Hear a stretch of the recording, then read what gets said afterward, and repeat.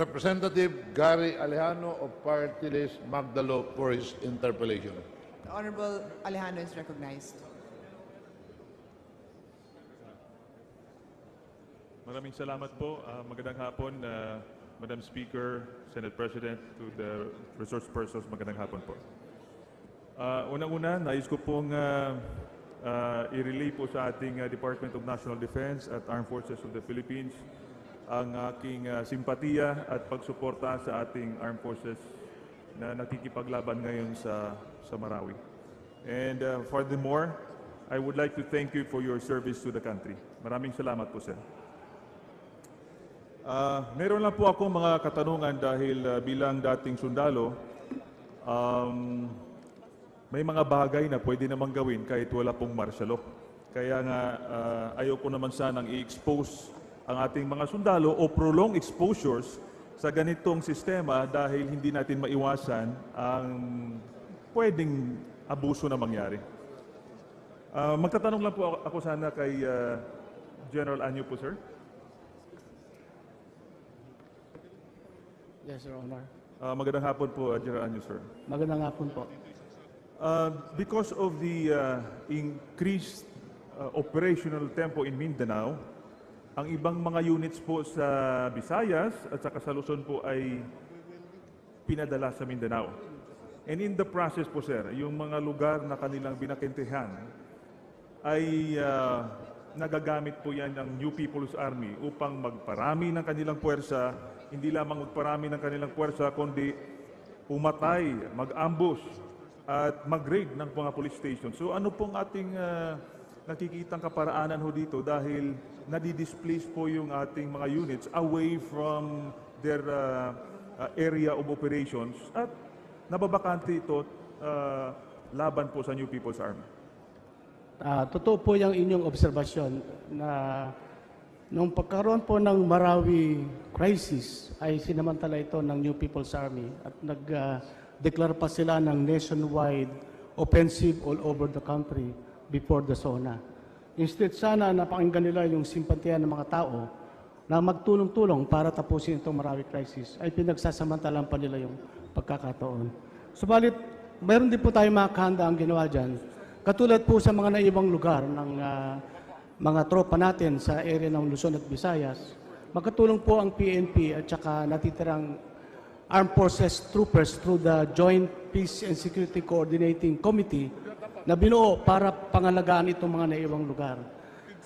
Ang kagustuhan po natin ay ma-resolve kaagad natin itong Marawi crisis para sa ganon, maibalik din po kaagad natin ang mga tropang ito na kinuha natin na tumutulong ngayon sa Marawi. Sa ngayon po, 21 batalyons ang binuo natin dito sa Marawi para tapusin kaagad. Malaki pong tropa yan na kinuha natin sa iba't ibang lugar. Kaya nga po sa tulong din sana ng martial law, ay masagawa natin yung mabilisang operasyon at maibalik sa normalcy. Naghingi po kami ng apology sa mga local government sa ibang lugar na kung saan pinulaot natin ang mga sundalo. Sa madaling panahon po, ibabalik natin kaagad yan. At i-address po natin ang mga karasang ginagawa ng CPP-NPA. Yun po yung ating pag-aalala dahil makikita natin na baka maging overstretch ang ating armed forces. Mag-extend ho tayo ng martial law sa Mindanao, doon po yung focus at naiiwanan po natin yung mga areas na especially malakas po yung presence ng NPA. In fact, yung mga areas that were cleared before by the armed forces are now being retaken by the New People's Army at nagpaparami po sila. So, ang ayaw lang po natin na pagkatapos po ng Marawi, ay haharap tayo sa isang malakas at dumami na New People's Army. So, meron po kayong plano, sir, na dagdagan yung ating puwersa when it comes to recruitment po? Opo. Inaproban po ng ating Pangulo yung recruitment ng additional 10,000 soldiers at ongoing na po ang proseso dito. Sa loob po ng 18 buwan ay mabubuo natin yung 10,000 na additional na sundalo natin. Ito po ay sapat para mabigyan natin ng mga personnel ang iba't ibang unit na nakikipaglaban sa iba't ibang lugar. Yun naman pong hinihingi namin hanggang December 31, para sa amin po ito isang ample time. Pero kung ito po ay magagawa namin kaagad sa madaling panahon, kami na rin po ang gagawa ng inisyatiba para magrekomenda na bumalik sa normal at ilip ang martial law. Makakaasa po kayo dyan. Maraming salamat po, sir.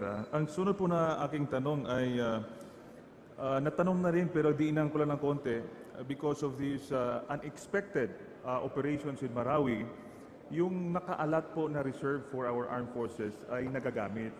And we don't know that there might be some Marawi siege-like in other places.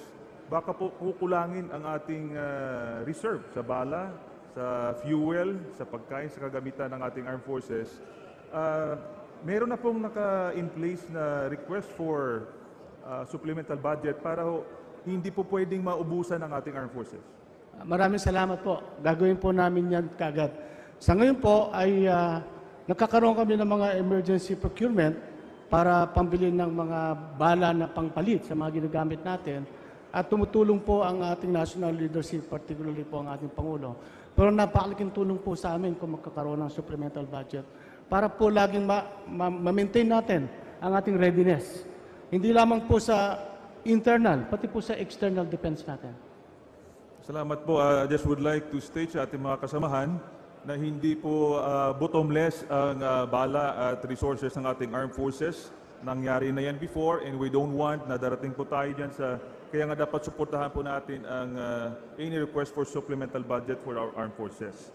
Ang sunod ko pong tanong, sir, alam ko po itong Abu Sayyaf, Mauting, BIFF, Ansar Khalifa, ito po ay matagalan natin ino-operate and I believe we have holdings on these groups. Even if we have so many numbers of Abu Sayyaf in Basilan Sulu, hindi naman ito nag-a-add up sa Marawi talaga.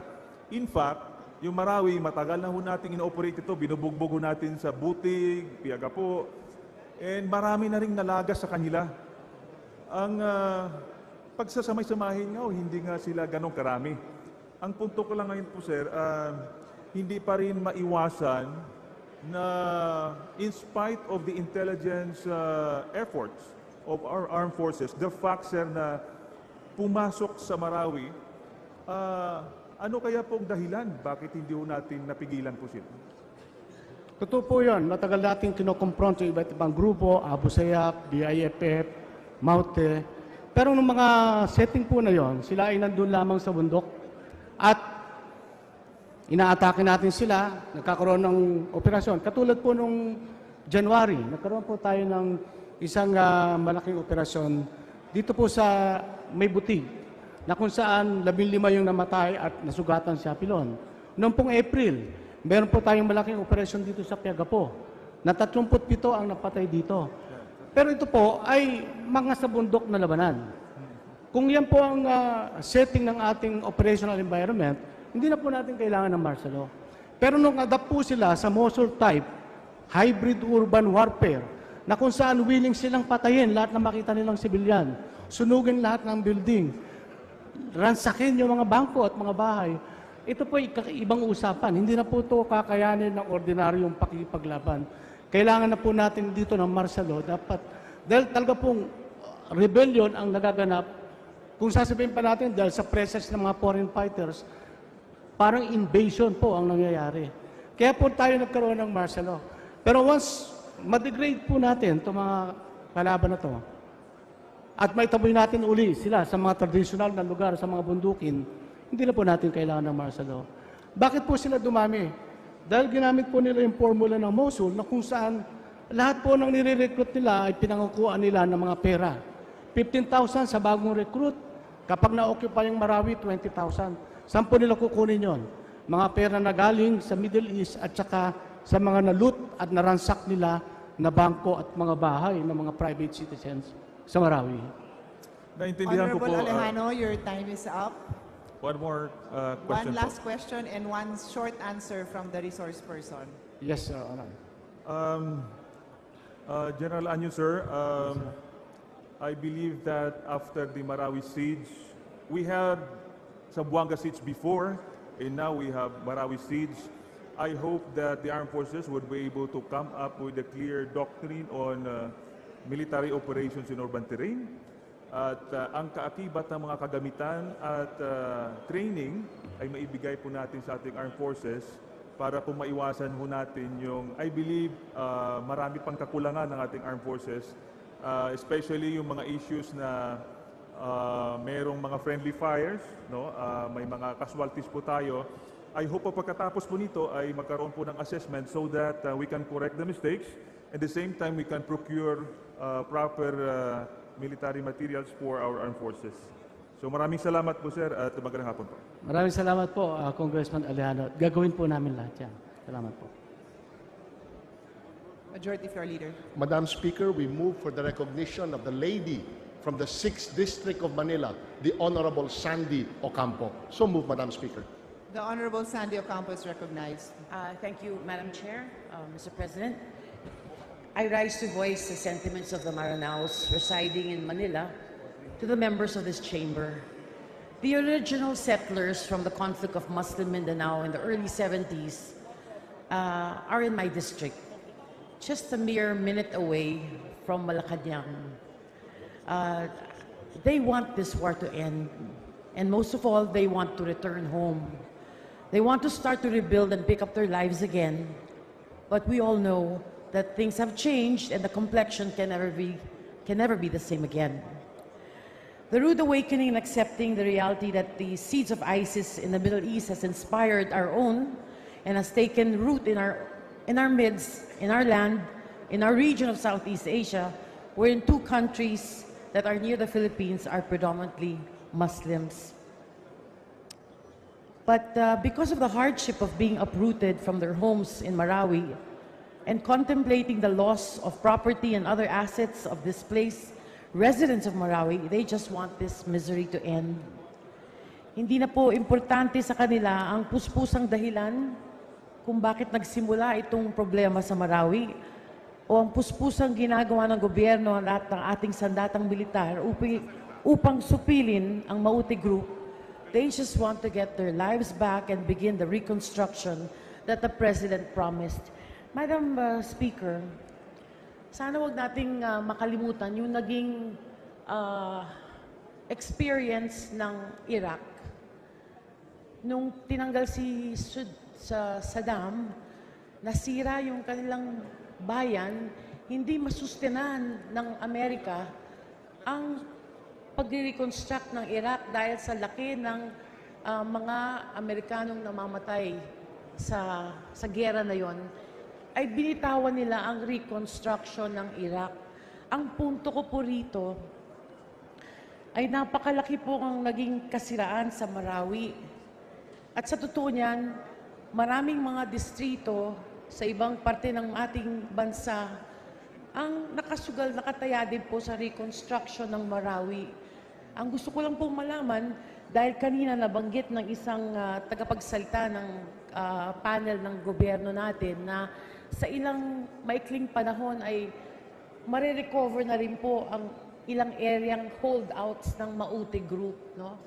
Ano po bang reconstruction program? Anong nakalaang pondo? Kailan sisimulan? Sana matuto rin po tayo sa naging experience natin sa Yolanda kung saan hindi po natin naitayo ang mga paglilipatang mga bahay na ipinangako ng gobyerno.